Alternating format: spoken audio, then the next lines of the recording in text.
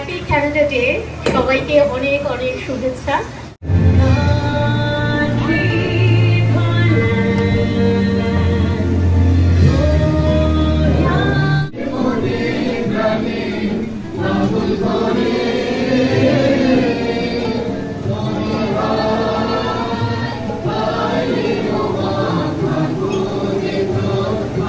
Hello viewers, happy Canada Day.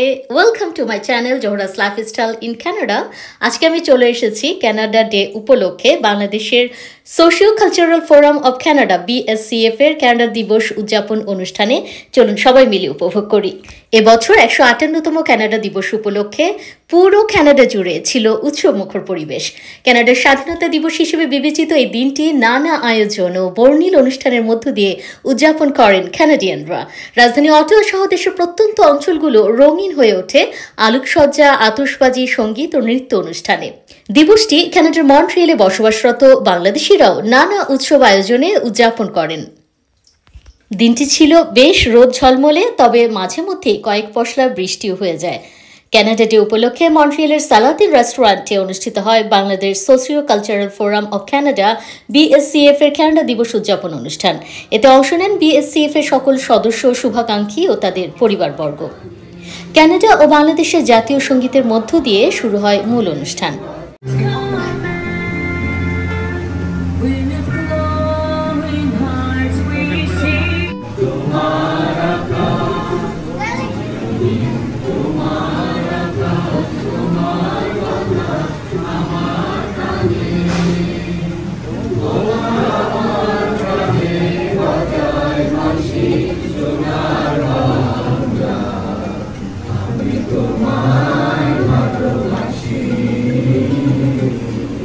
দুপুর 1টা থেকে আসতে থাকেন বাংলাদেশি সব অতিথি। অনুষ্ঠানে অনেকেই কানাডার জাতীয় পতাকার থিমে লাল সাদা রঙের পোশাক পরেন আর হাতে কানাডার জাতীয় পতাকা।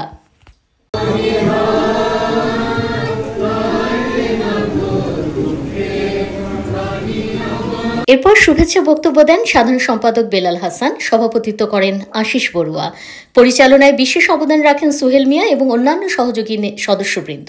এসব উপস্থিত অনেকে কানাডায় বসবাসরত বাংলাদেশিদের করণীয় নিয়েও কথা বলেন। আমি বেলাল ভাইয়ের কাছে চলে যাচ্ছি। বেলাল ভাই, আপনি আপনার মূল অনুষ্ঠানটা আপনি শুরু করতে পারেন। ধন্যবাদ আশিদা। আমি এখন মূল অনুষ্ঠানে শুরু করছি। কানাডা ডে সেলিব্রেশন, আমরা কানাডিয়ান হিসাবে খুব গর্বিত। এটা প্রতি বছর সব জায়গায় হয়ে থাকে। কানাডার রাজধানী ওটোয়াতে আজকে বিশেষ অনুষ্ঠান হচ্ছে এবং বিভিন্ন জায়গায় হচ্ছে। সম্মান দেখালাম জাতীয় সঙ্গীতের মাধ্যমে এবং আশা করি আমরা সবাই এই জাতীয় দিনটা যথাযথ মর্যাদা উপভোগ করব। ধন্যবাদ সবাইকে। আমরা এখানে অবশ্যই এদেশে থাকতে হবে, আমরা এই দেশের সব কিছু মানিয়ে চলতে হবে, কানাডা লেভেলে, কুইবেক লেভেলে, এবং সাথে সাথে আমরা আমাদের বাংলাদেশেরগুলো সব কিছু মানিয়ে চলতে হবে। সুন্দর একটা দেশ, আমরা এখানে আমাদের ছেলেমেয়েকে এবং আমরা নিজেরকেও আমরা আরও প্রতিষ্ঠিত করতে পারলে আরও ভালো হবে। আজকে এখানে আমরা বেঙ্গলি পিপল যে আসলেই খুব সবাই একসাথে থাকতে খুব পছন্দ করি, সেটা হচ্ছে আজকের প্রোগ্রামে হচ্ছে বোঝা যাচ্ছে ক্যানাডা ডে। কিন্তু আমরা প্রায় সবাই হচ্ছে এখানে পরিচিত যতজন আছি সবাই চলে এসেছি BSCF এর ডাকে। তো সবাইকে দেখে খুব ভালো লাগছে। ক্যানাডা ডে উদযাপনের জন্য পোশাক আশাকে এবং ফেস এক্সপ্রেশনে যে আনন্দ, সেটা হচ্ছে সুন্দর করে বোঝা যাচ্ছে। আর যেটা বলতে চাই, আসলে আমরা এখানে ক্যানাডায় আছি বাংলাদেশি যতজন,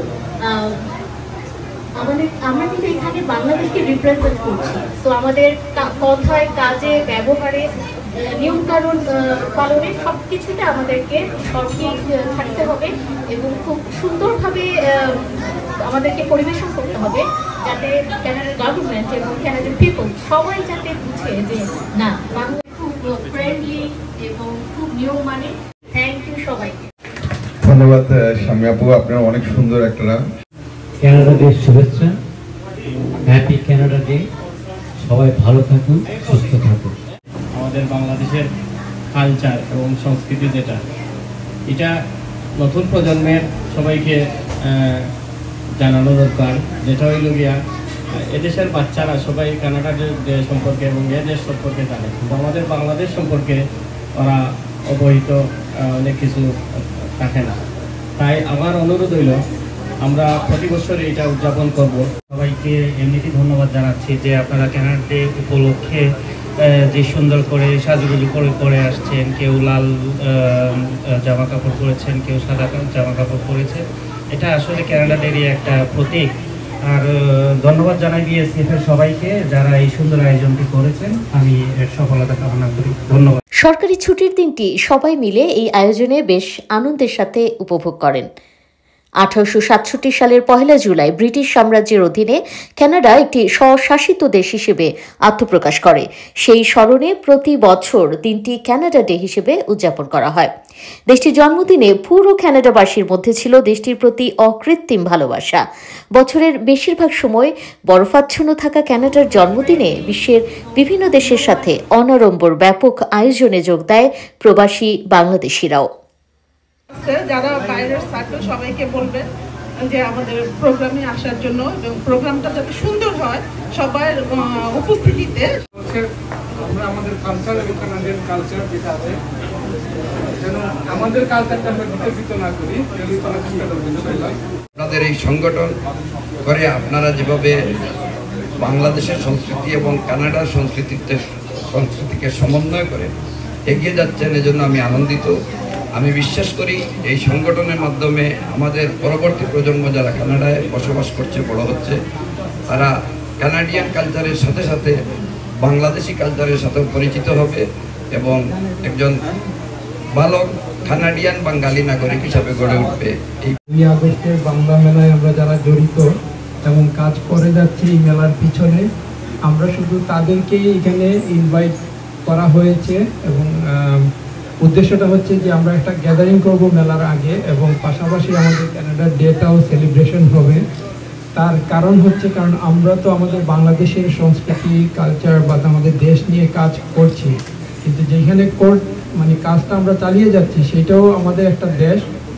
কানাডা, আমরা এই দেশের নাগরিক, তো এই দেশটাকেও আমাদের সম্মান করতে হবে।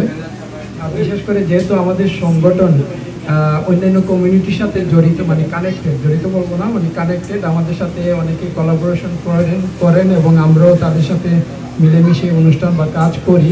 সেই জন্য তারাও যাতে আমাদেরকে আন্ডার এস্টিমেট না করে যে শুধু আমরা বাংলাদেশে কানাডাতে এসেও বাংলাদেশে পরে আসি, শুধু দেশ নিয়েই চিন্তা করি, কানাডা নিয়ে কোনো চিন্তা ভাবনা বা কোনো ধরনের অ্যাক্টিভিটিস আমাদের নাই বা আমরা করি না, সেই জিনিসগুলি যাতে বলতে না পারে সেই জন্য আমরা এই উদ্যোগটা নিয়েছি। এবং আমাদের এই আজকের অনুষ্ঠানটা হচ্ছে দ্বিতীয়বারের মতো কানাডা ডে উদযাপন আমাদের সংগঠনের। বাঙালি একটা রেস্টুরেন্ট, যখন দেখি বাঙালি না আসে, যখন বিদেশিরা যখন প্রায় রেস্টুরেন্টে আসে, বাঙালিরা পাশ কাটিয়ে অন্য রেস্টুরেন্টে যায়, এটা খুব দুঃখজনক। আপনার কোনো আবদার থাকলে আমাদেরকে বলবেন, বা এই সমস্যা রেস্টুরেন্টে এই সমস্যা, এগুলো বলে আমরা সমাধান করবো ইনশাআল্লাহ। আর আপনাদের দুই রেস্টুরেন্ট খুব ভালোই চলতেছে, এটা খুব নামি একটা রেস্টুরেন্ট। আর আপনাদের সবাইকে আহ্বান, যে ক্যানাডার এগুলো আমাদের ছোটো ছোটো পার্টি হয় কেন রেস্টুরেন্টে, বার্থডে পার্টি, ছোটো পার্টি, আপনারা পার্টি এগুলো দিতে পারেন। আস্তে আস্তে আমাদের শিকড় দানা বাঁধছে। আমাদের এই কানাডায় প্রভিন্সিয়াল সংসদে আমাদের একজন উপস্থাপন করছেন ডলি বেগম, এবং আমরা আশা করব ভবিষ্যতেও এই প্রভিন্সে, কুইবেকের প্রভিন্সে আমাদের যারা প্রজন্মরা আছে আস্তে আস্তে এই রাজনীতিতে যোগদান করবেন এবং এই দেশের, এই প্রভিন্সের বিভিন্ন সুযোগ সুবিধা সবাইকে বিতরণের জন্য কাজ করবেন। সবচেয়ে বড় কথা হচ্ছে ভালোবাসতে হবে। ভালোবাসার জন্য যে অর্জন এবং যা সবাইকে নিয়ে আমরা সুযোগ সুবিধা দিতে পারি, সেই জিনিসগুলোকে আমাদের প্রজন্মের মধ্যে বুঝতে দিতে হবে এবং তাদেরকে এই দেশের সংস্কৃতি, রাজনীতি এবং বিভিন্ন কার্যক্রমে যুক্ত করতে হবে। কবিতা আবৃত্তি ও সঙ্গীত পরিবেশন করেন স্থানীয় শিল্পীরা।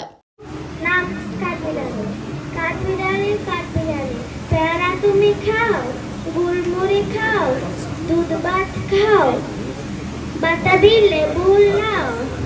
বিড়াল বাচ্চা, কুকুর ছানা, তাও ছোটা তুমিও। তোমার সঙ্গে আরই আমার যাও।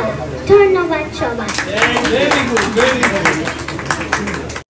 ঠিকই দেখা হয়ে যায়, কখনো কোথাও 5 বছর, 10 বছর, 50 বছর কিংবা শতাব্দী পেরিয়ে একদিন কোথাও। আসল ভাষা তুমি বলবে রেগে, বলবো আমি দস্যি মেয়ে, ছলাই তুমি থাকো। অন্য ডাকে তাই বলি কি দূরে ঠেলে রাখো। আমরা যদি না ছেঁকা দিই কেমনে সোজা হবে। হৃদয়ে দাগা পাবার আগেই ফুটতে হবে তবে। উস বলে ধোঁয়ার গন্ধে ঘুম আসে না একলা। কে পারে থামাতে বাতাসে সুরের বাহন। কলকাতা থেকে কাশ্মীর আজানের সুর আর ঢাকের বাদ্য সকল কানে বাজুন। আমাদের পাসপোর্টহীন জেলেদের ভাটিয়ালি বরিশাল থেকে ব্রাসেলসে আনন্দে ভেসে যান।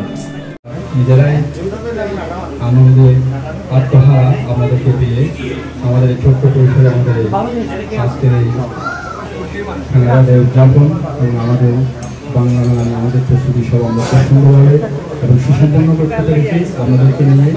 তো সবাইকে আবারও কৃতজ্ঞতা এবং ধন্যবাদ। আশা করি আগস্টের 2 তারিখ আপনারা সবাই আমাদের সাথে একসাথে একাত্ম হয়ে কাঁধে হাত মিলিয়ে আমাদের বাংলাকে একটি সুন্দর রূপে রূপান্তরিত করবেন। এবং পাশাপাশি আমি আমাদের থেকে এটা আশা করছি আমাদের যারা বন্ধু বান্ধব আত্মীয় স্বজন সবাইকে একটু কাজ করবেন যাতে আমাদের মেলাটা এসে সুন্দর করে আমাদের অনুষ্ঠানকে আরও সুন্দর রূপে যাতে আমরা উৎসাহিত করতে পারি দেশবাসীর উদ্দেশ্যে। সেই সাথে আমি সবাইকে আগস্টের 2 তারিখ আজকে এই অনুষ্ঠানের মধ্যে দিয়ে সবাইকে আমি আমন্ত্রণ জানালাম। ধন্যবাদ সবাইকে। এদিকে দিবসটি উপলক্ষে কানাডার প্রধানমন্ত্রী মার্ক কার্নি ঘোষণা দেন G7 জোটভুক্ত দেশগুলোর মধ্যে কানাডাকে শীর্ষ অর্থনীতির দেশে পরিণত করার প্রত্যয়। তিনি বলেন, শুল্ক যুদ্ধ আমরা শুরু করিনি, কিন্তু সবচেয়ে বেশি ভুগতে হচ্ছে আমাদের, তবু আমরা থামছি। জলবায়ু পরিবর্তনের বিরুদ্ধে যুদ্ধ থেকে শুরু করে অর্থনৈতিক সংস্কার সবকিছুতেই কানাডা এগিয়ে থাকবে। তিনি আরও বলেন, এখন সময় আমাদের প্রতিষ্ঠানগুলোকে প্রতিযোগিতামূলক বাজারের উপযোগী করে গড়ে তোলার। এরই মধ্যে কানাডা বিশ্বে অন্যতম সেরা দেশ হিসেবে বিবেচিত হচ্ছে। আমাদের লক্ষ্য শ্রেষ্ঠত্ব।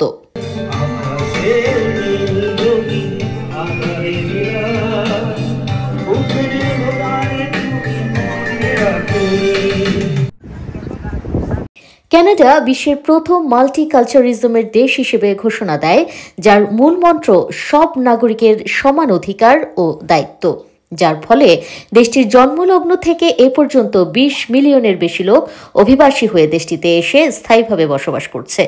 শান্তি রক্ষায় দেশটি গুরুত্বপূর্ণ ভূমিকা পালন করে আসছে। আয়তনের দিক থেকে কানাডা 9,985 বিলিয়ন কিলোমিটার হলেও জনসংখ্যা মাত্র 38 মিলিয়ন, যার রয়েছে 10টি প্রভিন্স ও 3টি টেরিটরিজ।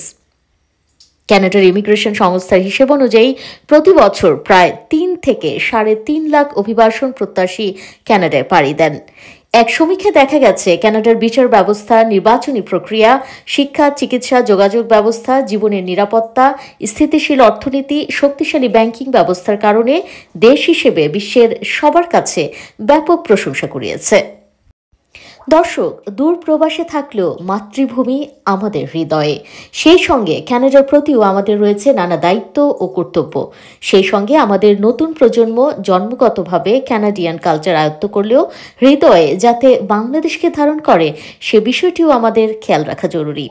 অতএব বাংলাদেশ যেমন আমাদের অহংকার, তেমনি কানাডাও আমাদের অহংকার।